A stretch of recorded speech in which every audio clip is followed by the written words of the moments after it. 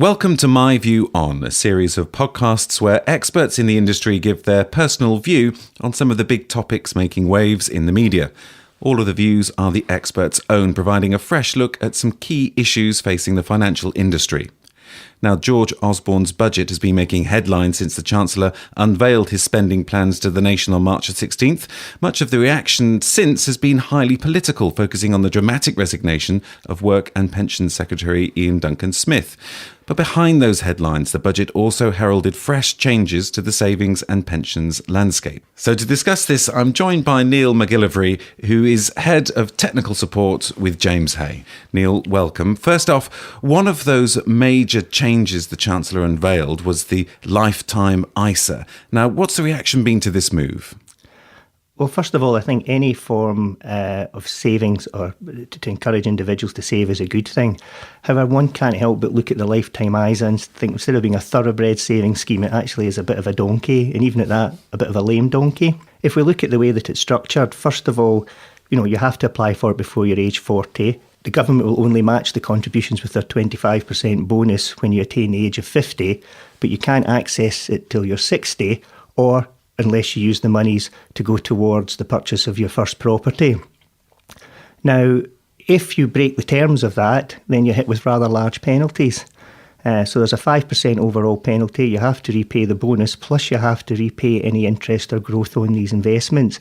Now, that's a fairly hefty exit fee. Pretty much back to zero.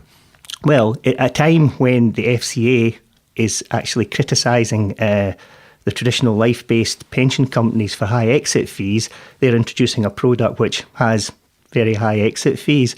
So it seems to contradict what we would hope to achieve through making savings more simple.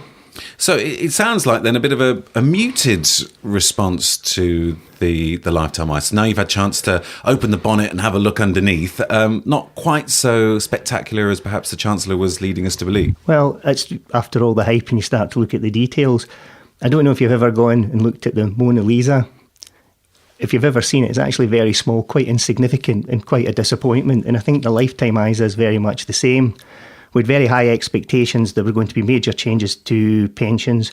We had lots of speculation whether it was going to be flat rate, keep the status quo, or have a pension type investment savings account. And what we have come up with is very much a compromise, which doesn't really fully achieve what one would have hoped that it would have done. But one would hope that this is really just the sort of cornerstone or the first building block of something which will develop over time. But that in itself causes problems. Do you know how many ISAs there actually are or come 2017 that will be available to individuals? You tell me. Well, by my reckoning, 6, and that doesn't include the junior investment savings account. So this is a much more complex environment the Chancellor's creating as well now then. Well, you'll have the lifetime ISA. The help to buy ISA will run alongside that. It will not necessarily come to an end. You have the innovative financial ISA, you have a cash ISA, you have a stock and shares ISA, and then also what I would refer to as a flexible ISA, an ISA where you can hold stocks and shares and cash. So, some of those have quite different rules and how they work. And also, I suppose, one of the other points of concern is if you look statistically, 80% of all savings in ISAs is cash. Now, for people saving for retirement over the longer term, cash is not the best place to have your money invested. And another thing that strikes me about the lifetime ISA, at a time where auto-enrolment has had fantastic success and has encouraged many people to save for retirement, this may conflict with this. It may actually encourage people to leave auto-enrolment and opt for a lifetime ISA so they won't get the employer's contribution. Now, you mentioned auto-enrolment there. There was much discussion about changes the Chancellor might make in his budget to the pensions landscape. Now, he averted a lot of controversy by not introducing some expected changes. But what did he have to say for people, for pension savers? Well, I think first of all, you have to look at the actual consultation which was held on how tax relief was given in pensions. Now, 450 bodies, individuals, firms responded to that consultation. So that's a very, very big response. And I think the outcome was there were very, very mixed views on what was the ideal solution. So I think what the Chancellor was left with was quite an issue with what's happening in Europe with the Brexit. He didn't want to push anything through that's too dramatic. But what he has left with the introduction of the lifetime ISA, there is now the speculation, is this now, as I say, the starting point for major change in pensions? Do you think it is? Do you think that the lifetime ISA is the future pension? Well, I said the Help to Buy was the start, and this is now stage 2. We've now got the lifetime ISA. So I can see it being developed. Now, what route that takes, I do not know. But what it is doing is it's opening the whole pension scenario into where it's open for a lot of speculation and challenge. And really what we need for long-term savings for retirement is a reasonable period of stability, and we're just not getting that.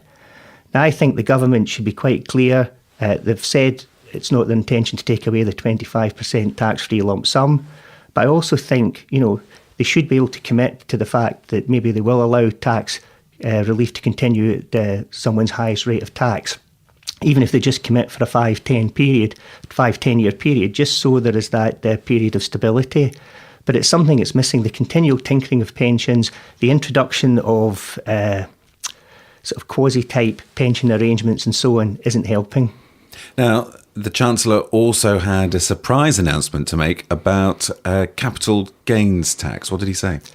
Well, it was totally unexpected. They are reducing the rate of capital gains tax. So for a basic rate taxpayer, it will reduce from 18% to 10%.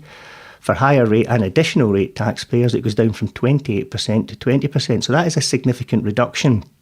What is strange is the morning of the budget, there was actually speculation this was about to happen, but the reason given was because of all the changes to second properties, whether it be holiday homes or rental properties, that a lot of people would want to be selling those.